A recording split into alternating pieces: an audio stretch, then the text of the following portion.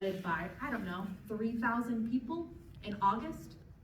But they're gonna say that they know what's better than the entire population of the state. It's egregious. So that passed too.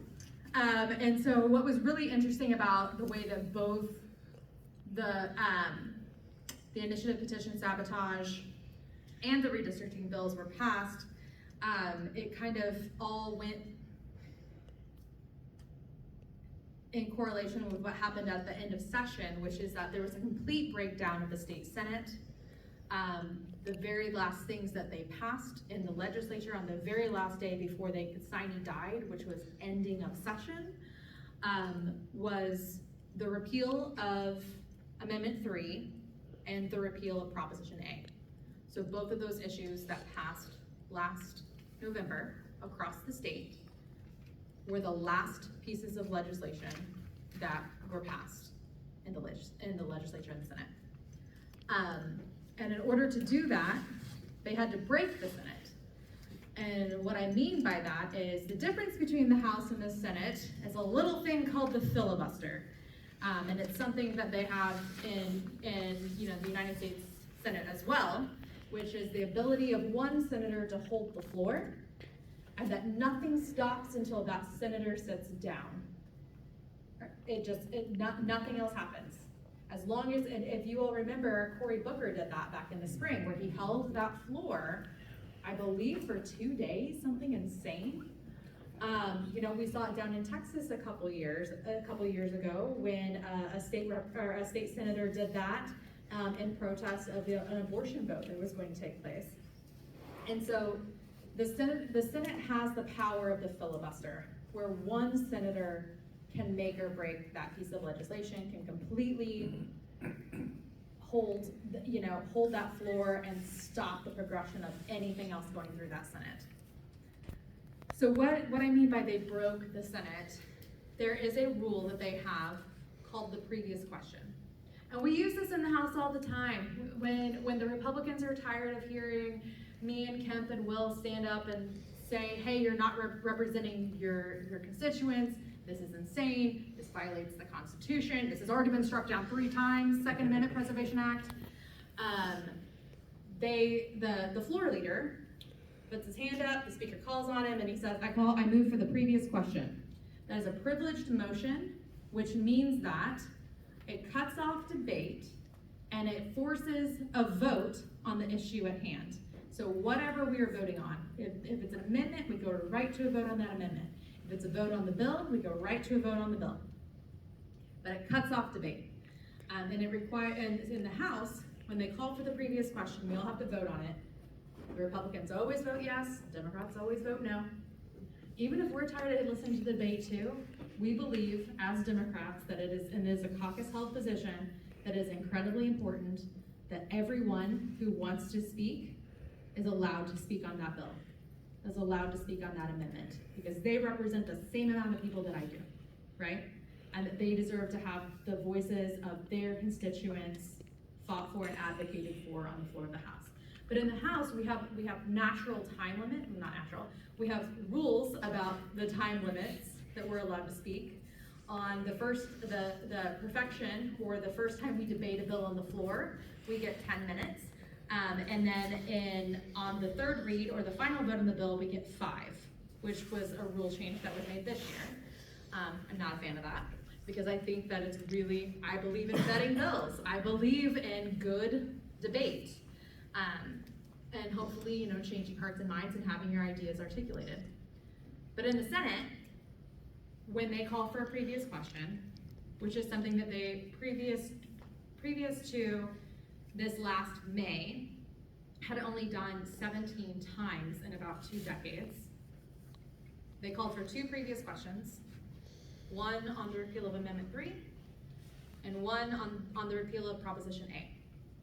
And so the Democrats were rightfully infuriated. There was no debate, there were no attempts for amendments. They weren't allowed to speak on the bills. They just completely shut the Senate down, and they just forced the vote, and then everyone left. It was the end of session. And so the Democrats were rightfully furious.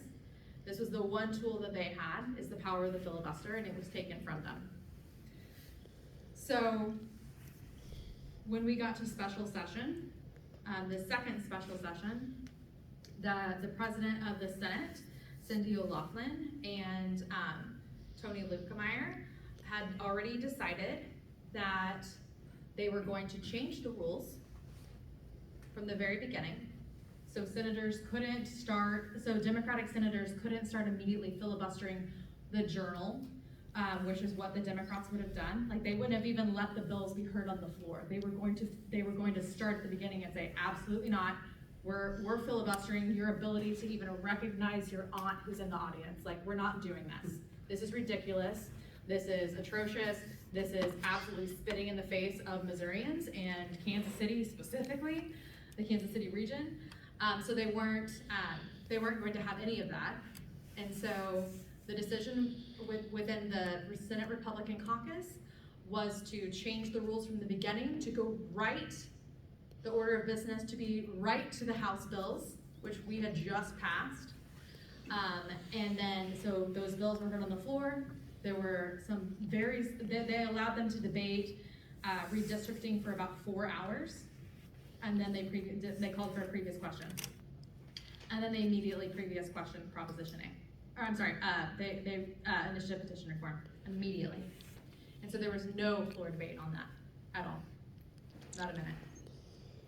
And so if you look at videos, Senator Maggie Nurenberg was furious. Numerous other senators were absolutely furious, including Senator Lincoln Huff, who was the appropriations chair in the Senate. He's a Republican state senator out of Greene County, represents Springfield. He is term limited out of office, but he is a man who thinks for himself.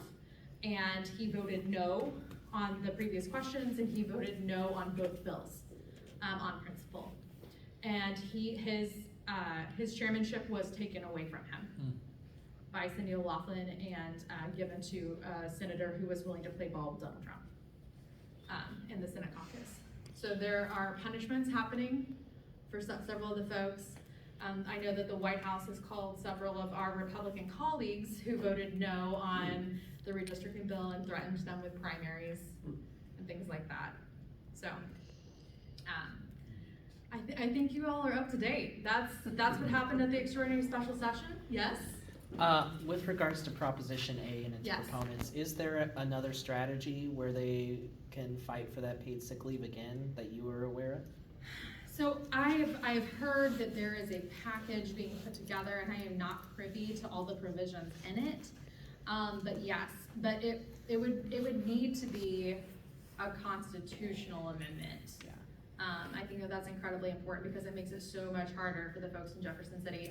As you can see with the original Proposition A versus the repeal of Amendment 3, it has to go through many hoops in order to be repealed by the legislature. So yes, I know that there is a group that are wanting to do that. There's also a group called Respect Missouri Voters that is also out gathering signatures, and the point of what they are trying to put on the ballot is to make it more difficult for the legislature to immediately repeal what is passed by the people through the initiative petition. So I believe it would make it to, I'm not a representative of Respect Missouri Voters, I want to say it's between 4 and 6 years that whatever either the statute or the constitutional amendment is put in place, it would have to remain in place before the legislature could take a swipe at it, which makes sense. It makes sense. Give it a try. It shouldn't be so easy for the legislature to completely disregard the will of the people. Yeah. So those are two of the things that are happening with that. Let's see what. Yes. I was just going to add. So for those of you who, and I think I've hit pretty much everyone who was here about the gerrymandering petition, that if you've only signed one petition, make sure that you sign that Respect Mo Voters one for the initiative petition. And I know it's confusing, right? Because there's multiple petitions out there. Even my wife early on, because she signed the Respect Mo Voters one down at the Capitol, and she was like, which one did I sign? And we had that discussion just now. So keep in mind, make sure you sign one for gerrymandering and one for initiative petition reform, basically, Yeah. real reform. I have a question on that. If somebody comes to sign a petition and they know they've only signed one, but they don't remember which one it was, is there any way of looking it up, or? You would have to ask that organization. I know that the signatures are being turned in very, very regularly. I know that some folks want them turned in weekly, some people want them turned in every other day to the organizations. And so I'm sure that there's some way for the organization to keep track of that, either So, through the address or through the name. so reaching out to the organization on I behalf of that would, yeah. person would be the best course of action? I would, yeah, because What happens if they sign it twice? Which is what would happen? if they one of sign them the would be wrong one? negated when they're But turned it- into Yeah. the They Secretary of would State's still count. office. They would Yes. go through it and they'd only count them once. Yes. So there's no negative consequence for signing it I twice. don't believe so. If you're not sure, sign it again.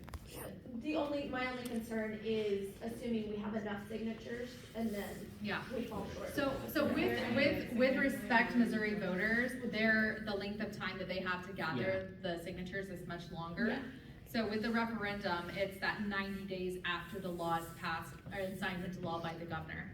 That's the one with the really stiff time limit. And so that's the one that you're gonna see a huge heavy focus on within, for the next. Between now and December 11th. Right, exactly. Yes. The respect no voters petition has the entire amendment. Perfect. You can read it if you want. I'm skim reading it right now because of the question that came up. I know that it's an 80% threshold to overturn. Oh, yes, it also adds an 80%. I don't know about the 4 to 6 years. Yeah, so it requires a supermajority of the House of Representatives and the Senate in order to repeal anything that the people have put into statute or into the Constitution. So, that's really interesting, isn't it? So, really, it could have been even higher than that, considering what they want to do with initiative petitions. Yes. This might be harder for you to answer just because unprecedented times again, but given how extreme things have gotten in the House and the Senate, especially the Senate this last year, how do we get back to regular working order in the Senate?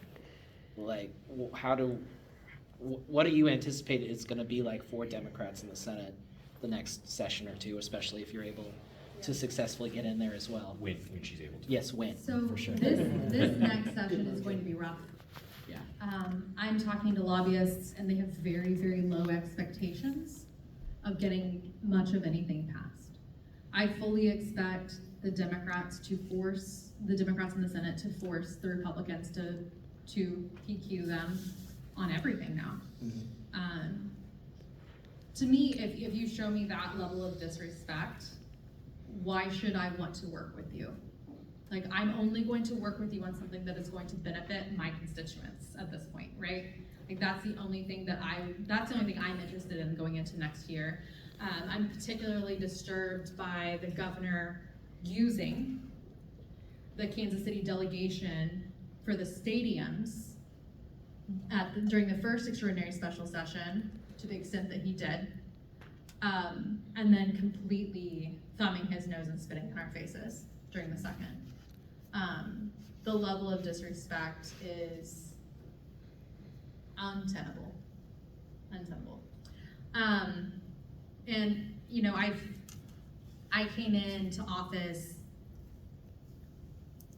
6 months after Brighton resigned. I came into office, with a governor who had just been lieutenant governor. And immediately we passed the most restrictive abortion law in the country. And then we went into COVID.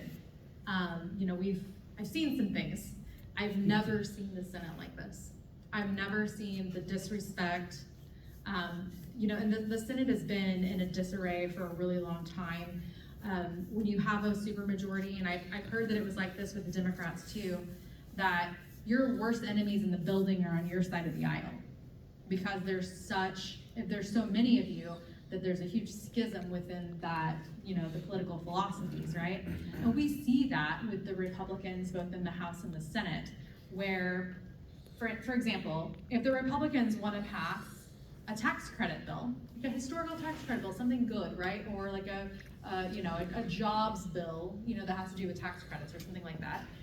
They have to come to Democrats because so many of their people will peel off that they need us to pass that, right? They've got huge schisms within their own political philosophies. If, they have incredible purity tests that they adhere to, and to the point where they will, call each other rhino and all of that, and threaten primaries against one another. I don't know that it was that bad with the Democrats when they had the supermajority, but I wasn't there. But I know that in the Senate specifically, that there are blood feuds between some of those Republican senators. And I don't see that getting better, not in this political climate, that it not only encourages, but rewards being absolutely horrific to each other. So there's no incentive for them to work together. In fact, they're incentivized by the political climate to destroy everything, to be basically political anarchists and just destroy everything, as long as it gets them, clicks on Twitter, right? And it, riles up their base of voters. If I can jump into it just from the outside, it seems like what it's gonna take is more Democratic senators, so Yeah. they can't PQ the Senate anymore, so they can't use that to kill off the filibuster. If we had two more, Yeah. then they couldn't do that, and that would force people to come together and work for compromise. Well, and one of the things, we do, if we were to flip 2 Senate seats, this Senate seat and Senate District 30 down in Springfield, which is currently held by Lincoln Hoff, and the Democrat running down there is Betsy Fogel, who is our ranking member on House Budget. If those 2 seats were flipped, they would have not had the votes to have the PQ signed back in May. They would not have been able to repeal Proposition A and repeal Amendment 3. The other big part of this is that supermajorities do not benefit the parties that they represent. Folks work together when they're well, we're not seeing this at the federal level, but historically in the state of Missouri, we have seen that we have the best pieces of legislation. Things work much, much better when there is a more narrow majority. And so there are Republicans even saying, it would probably be better for our caucus if there were a couple more Democrats. And we've got Republican state senators openly saying that now.